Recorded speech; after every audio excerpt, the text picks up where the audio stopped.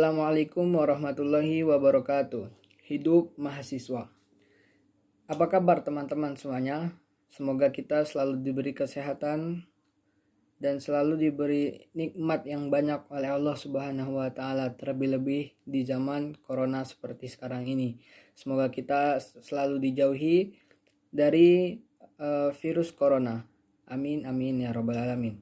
Baiklah, tujuan saya membuat video ini adalah untuk meresum hasil PBAK Universitas selama 2 hari yang telah berlalu. Untuk di hari pertama ada 2 materi yang akan saya resum. Yang pertama adalah tentang wawasan bidang akademik yang sebelumnya disampaikan oleh Ibu Umi Sumbulah sebagai Wakil Rektor 1. UIN Malang memiliki 7 fakultas. Salah satu di antaranya adalah Fakultas Tarbiyah, Fakultas Ekonomi, Fakultas Humaniora, Fakultas Psikologi, Fakultas FKIK, Fakultas Saintek dan Teknologi, dan Fakultas Syariah. UIN Malang memakai kurikulum internasional yang terakreditasi keilmuannya dan integritas kelembagaan. UIN juga memiliki program pengembangan bahasa asing seperti bahasa Inggris, bahasa Arab, bahasa Mandarin, dan lain-lainnya. UIN Malang juga memiliki program tahfiz atau yang disebut dengan rumah tahfiz. UIN memiliki rumah moderasi. UIN Malang juga memiliki perpustakaan yang berisi ribuan e-book, e-jurnal yang nasional dan internasional yang bisa digunakan untuk sebagai referensi pembuatan tugas akhir, makalah ataupun skripsi. Yang lainnya ada yang dapat saya ambil, yaitu tentang perkuliahan. Mulai awal kuliah mahasiswa baru ataupun mahasiswa lama, mahasiswa memiliki 8 semester dalam pendidikannya untuk menempuh sarjana. Dan dalam satu semester minimal ada sekitar 150 sampai 160 SKS. Ada penelitian, sidang skripsi, komprehensif, dan lainnya. Ada mata kuliah pengembangan kepribadian yang ini menjadi ciri khas UIN Malang, yang dimana tidak ada di UIN lainnya ataupun di PTN lainnya. Ada juga mata kuliahan fakultas yang menjadi pembeda antara fakultas satu dan fakultas lainnya. Dan ada juga mata kuliah prodi atau program studi atau jurusan yang juga menjadi pembeda antara jurusan satu dan jurusan lainnya. Yang lainnya yang bisa saya ambil dari presentasi Ibu Umi Sumbulah adalah para mahasiswa tidak hanya dituntut untuk unggul di akademik, tapi juga memiliki pengalaman berorganisasi baik intra ataupun ekstra kampus. Adapun sistem akademik yang dimiliki oleh Universitas Islam Maulana Malik Ibrahim Malang adalah mahasiswa harus memprogram sendiri akademik, kecuali mahasiswa baru, karena mahasiswa baru telah terprogram dari pusat. Di pertengahan akan menghadapi UTS, jadi mahasiswa di saat pertengahan semester akan menghadapi ujian tengah semester, dan di akhir semester mahasiswa akan menghadapi ujian akhir semester dan akan mendapat KHS atau kartu hasil, ya seperti itulah, saya lupa, yang berisi IPK. Jadi KHS tadi itu berisi IPK, dan yang mana IPK tadi menentukan SKS yang akan diambil untuk semester lanjutannya. Semakin kecil IPK kita, maka semakin sedikit SKS yang bisa kita ambil. Dimana kalau kita bisa ngambil SK, kalau misalnya IPK kita itu tinggi, jadi kan kita bisa ngambil SKS yang banyak. Jadi nanti sekitar semester 7 atau semester 8 kita udah bisa fokus untuk skripsi. Dan yang lainnya yang bisa saya ambil yaitu lulusan UIN Malang harus memiliki 4 pilar, yang sebagaimana 4 pilar ini menjadi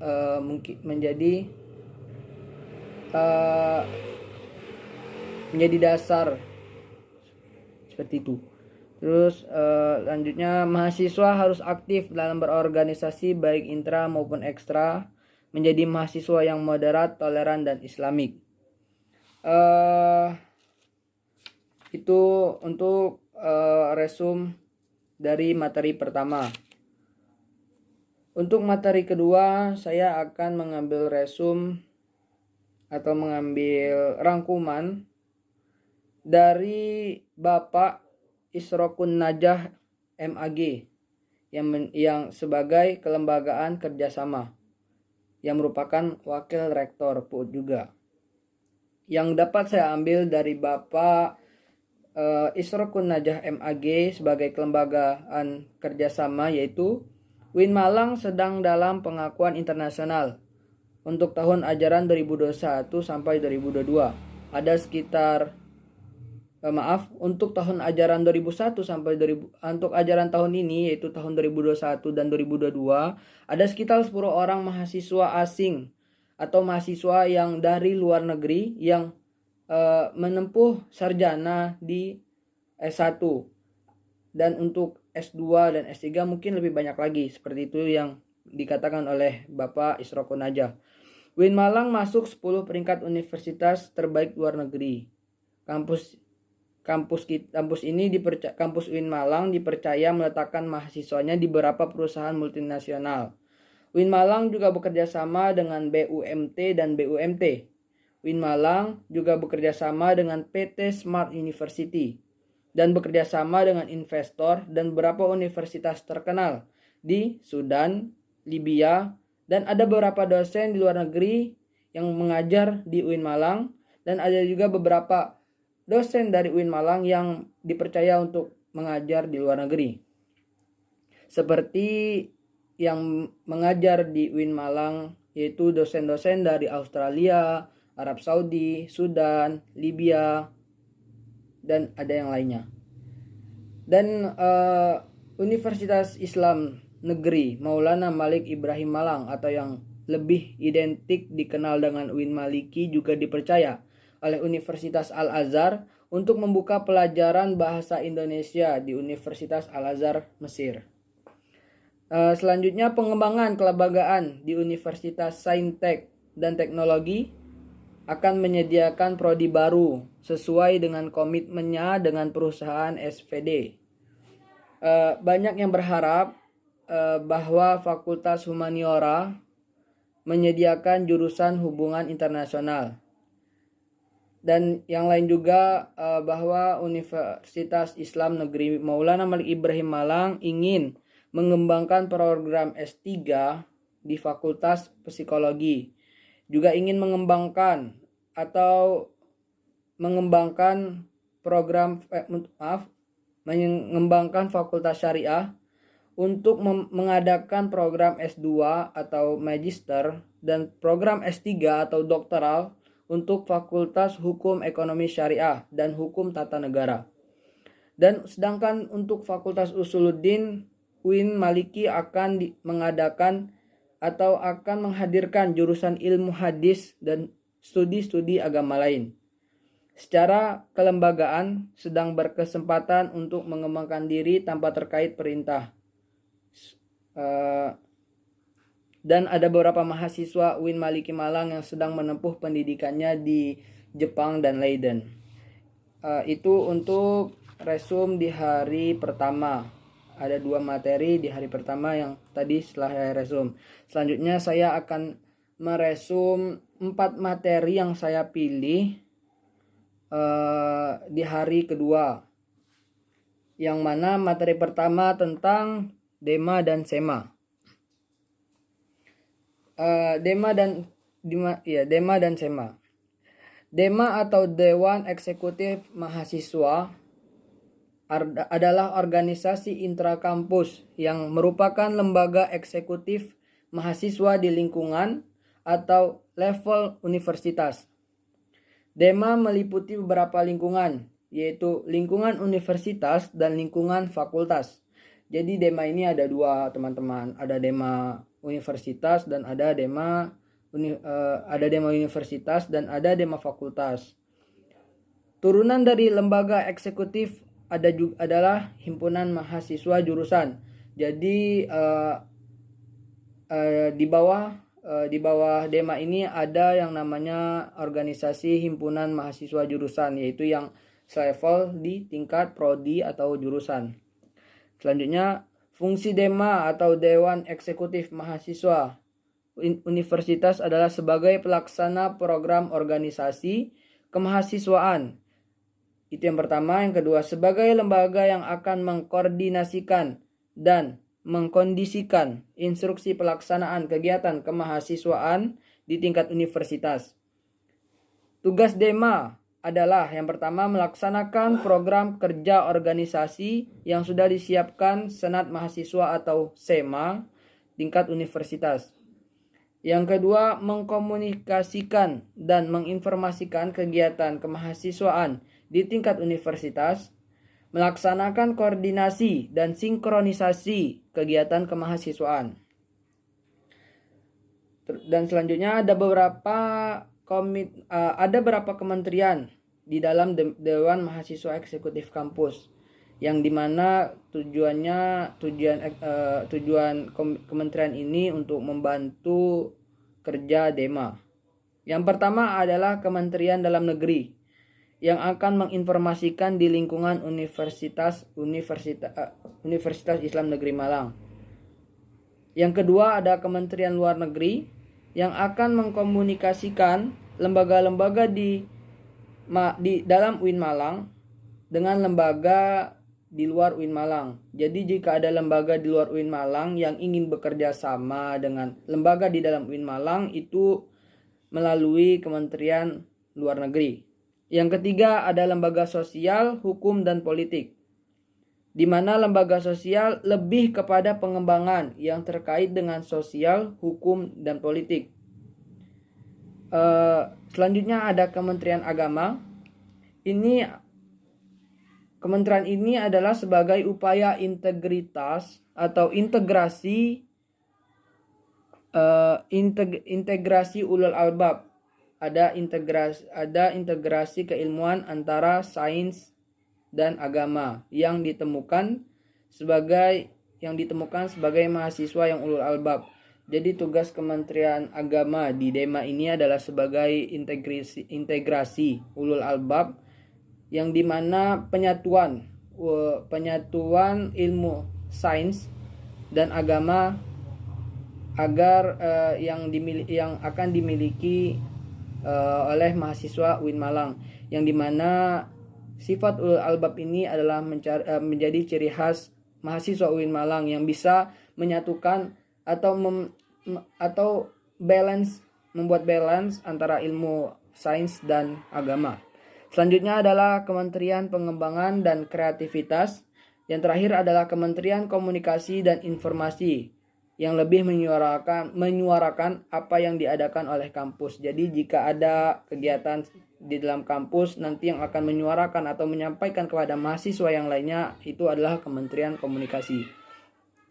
Senat Mahasiswa merupakan yang selanjutnya tentang pembahasan SEMA atau Senat Mahasiswa. Senat Mahasiswa merupakan lembaga legislatif yang ada di universitas. SEMA bukan berarti pelaku teknis, tapi lebih di balik layar. SEMA lebih menyiapkan undang-undang dan peraturan yang ada di kampus. Jadi SEMA ini dia tampil di balik layar, dia hanya membuat undang-undang, peraturan-peraturan yang ada di dalam kampus UIN Malang. Fungsi SEMA yang pertama adalah advokasi, kedua legilisasi, dan yang ketiga pengawasan, dan yang terakhir penganggaran. di sini saya akan menjelaskan salah satu di antara fungsi SEMA, yaitu advokasi. Di mana advokasi ini jika mahasiswa memiliki unek-unek atau kritik atau saran yang ingin disampaikan kepada salah satu lembaga yang terkait atau lembaga yang tertuju, maka mahasiswa bisa menyampaikan kritik, saran, atau unek-uneknya melalui SEMA, yang nanti SEMA ini akan menyampaikan ke lembaga yang terkait atau ke lembaga yang tertuju. Selanjutnya, tugas SEMA. Tugas SEMA yang pertama adalah mengawasi dan mengontrol Dewan Mahasiswa Universitas. Yang kedua, memberikan persetujuan setiap kegiatan yang akan dilaksanakan oleh Dewan Mahasiswa Universitas. Yang ketiga, memberikan pengesahan setiap laporan pertanggungjawaban setelah selesai acara tersebut. Dan yang keempat adalah memfasilitasi aspirasi mahasiswa UIN Malang. Yang keempat, memfasilitasi aspirasi mahasiswa UIN Malang dan menyalurkan kepada pihak-pihak yang bersangkutan. Yang kelima, mengawasi setiap kebijakan dan keputusan yang diambil oleh Dewan Mahasiswa Universitas. Yang keenam, merancang dan menetapkan peraturan organisasi UIN Malang. Yang ketujuh, mengesahkan peraturan yang dibuat oleh Dewan Mahasiswa Universitas. Komisi-komisi SEMA. Ada 4 komisi di dalam SEMA. Yang pertama ada komisi A, yaitu Komisi Advokasi dan Hukum. Komisi B, yaitu Komisi Organisasi dan Kemahasiswaan.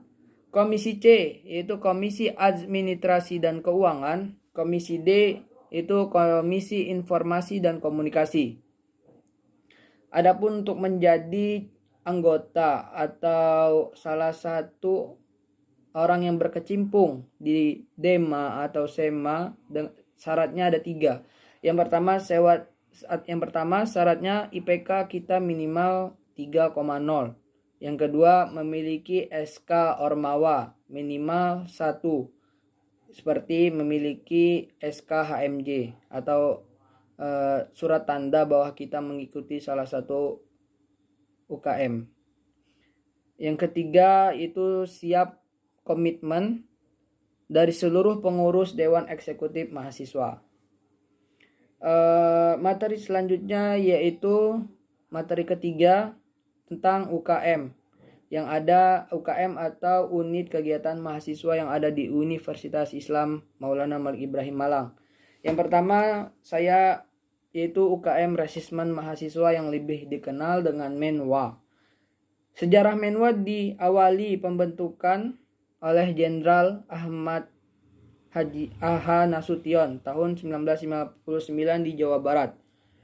Asas dan dasar pendirian MENWA. Yang pertama, Undang-Undang Dasar Republik Indonesia Pasal 30 tentang Pertahanan dan Keamanan Negara. Yang kedua, Undang-Undang Nomor 3 Tahun 2002 tentang Pertahanan Negara. Yang ketiga, Surat Keputusan Bersama 3 Menteri, yaitu Menteri Pertahanan, Pendidikan, dan Menteri Dalam Negeri dan Otonomi Daerah tentang pembinaan dan pemberdayaan resimen mahasiswa. Fungsi resimen mahasiswa yang pertama melaksanakan pembinaan, kedua melaksanakan pemeliharaan, ketiga melaksanakan pembinaan disiplin anggota, yang keempat pembinaan struktur organisasi, yang kelima membantu terwujudnya kehidupan kampus yang kondusif, yang keenam membantu kelancaran pelaksanaan program, yang ketujuh membantu motivasi masyarakat untuk berpartisipasi secara aktif, yang ke-8 membantu TNI Polri dalam pembinaan dan pertahanan nasional. Selanjutnya ada UKM Seni Religius atau UKM SR. UKM SR adalah unit kegiatan mahasiswa di tingkat universitas dan merupakan lembaga otonom yang memiliki jalur koordinatif yang bergerak dalam bidang seni Islami. Tujuan dari seni religius ini membentuk kader seni Islami yang beriman dan bertakwa kepada Allah Subhanahu wa taala dan memiliki jiwa pemimpin yang agamis, kritis, dinamis, kreatif, dan inovatif, serta menjunjung tinggi Tridharma perguruan tinggi. Yang dimana Tridharma perguruan tinggi ini yang pertama adalah pembelajaran, yang kedua adalah penelitian, dan yang ketiga adalah pengabdian. Selanjutnya adalah divisi-divisi dari UKM SR ini, itu ada divisi gambus, sholawat, nasyid, kaligrafi, qiraah, MC, dan qasidah. Selanjutnya yaitu UKM Mapalatur Sina. Kegiatan utama yang dilakukan oleh UKM Mapalatur Sina adalah rekreasi, sosial, olahraga, dan ilmiah. Yang selanjutnya adalah UKM Junior. UKM Junior merupakan salah satu unit kegiatan mahasiswa di Universitas UIN Malang yang mewadahi juga memfasilitasi bakat dan minat mahasiswa dalam bidang olahraga. Ada 7 cabang olahraga di UKM Junior. Yang pertama adalah PSB atau sepak bola, yang kedua adalah PBF atau voli, yang ketiga adalah PBT atau bulu tangkis, yang keempat adalah PTM atau tenis meja, yang kelima ada asosiasi bola basket, yang keenam ada takraw, dan yang terakhir adalah catur.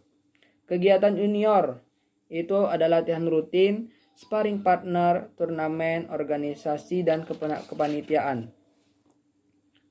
Yang terakhir adalah rangkuman dari presentasi Bapak Muhammad Hasanuddin Wahid M.Hum tentang kebangkitan bangsa menuju Indonesia tangguh. Untuk menjadi untuk menjadi bangsa Indonesia tangguh, kita sebagai warga negara harus mengikuti instruksi dari pemerintahan melakukan vaksinasi dan melakukan prokes, yang dimana dalam keadaan ini negara kita sedang mengatasi pandemi corona. Dampak corona yang pertama adalah kesehatan masyarakat. Yang kedua adalah resesi ekonomi. Untuk mengatasi resesi ekonomi dengan cara mengikuti prokes, karena dengan menurunnya kasus positif di negara kita, maka pertumbuhan ekonomi menjadi membaik atau meningkat. Kebijakan